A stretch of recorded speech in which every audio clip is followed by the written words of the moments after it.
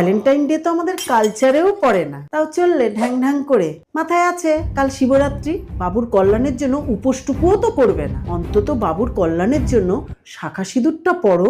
নাকি সেই জ্ঞানও নেই? জামা কাপড়ের সাইজ দেখে তো তাই মনে হচ্ছে। না বাবা, বেশি কিছু বলবো না, আমি কিছু বললেই তো খারাপ। কিন্তু তোমাকে দেখে কেউ বুঝবে কি করে তুমি বিবাহিত?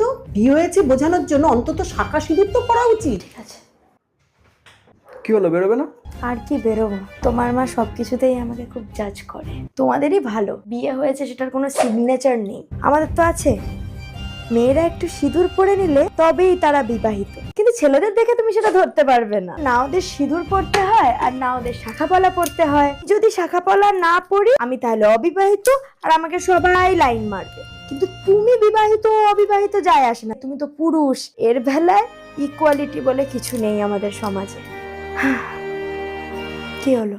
না,